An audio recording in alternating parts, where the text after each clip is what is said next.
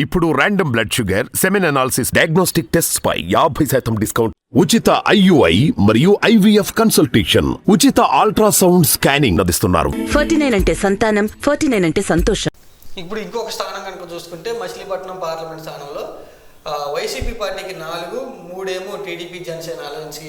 ఇది కూడా ఏమన్నా ఇక్కడ అమరావతి ప్రభావం చూపించే అవకాశం ఉందా? రాజధాని ఇక్కడ అమరావతి ప్రభావం అనేటువంటి అంశాలు పక్కన పెట్టేసేస్తే ఇక్కడ మెయిన్గా ఏంటంటే గన్నవరంలో టీడీపీ నుంచి వచ్చినటువంటి వంశీ ఇప్పుడు వైసీపీ నుంచి పోటీ చేయడానికి నిలబడ్డాం. సో బయటకు వచ్చినటువంటి వ్యక్తి టీడీపీ మీద మితిమీరినటువంటి విమర్శలు చేయటం, దాని ఫలితంగానే ఆయన ఓడిపోయేటువంటి పరిస్థితి.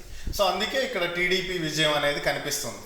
ఇక మచిలీపట్నం పేర్ని నాని గారి నుంచి ఉంటే ఈ స్థానం వైసీపీదే, కానీ వాళ్ళ అబ్బాయికి ఇస్తున్నటువంటి పరిస్థితుల్లో మచిలీపట్నం ప్రజలు వాళ్ళ అబ్బాయి ఇంకా చిన్న ఏజ్లోనే ఉన్నాడు కాబట్టి తనకి ఇంకా అవకాశం ఉంది. ఇప్పుడు అంత హడావిడిగా ఆయన రాజకీయాల్లోకి వచ్చేయాల్సినంత నెసెసిటీ లేదు కాబట్టి, చిన్న ఏజ్ కాబట్టి ఇంకొకరికి అవకాశం ఇద్దామని చెప్పి ఇక్కడ భావిస్తున్నారు.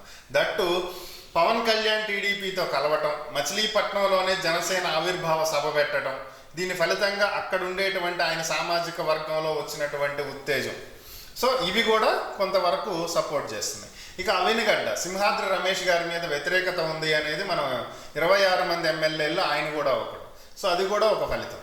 అంటే రాజకీయపరమైన వ్యతిరేకత తప్ప అమరావతి అంశం అనేది ఇక్కడ ఎక్కడ అసలు కనిపించట్లేదు.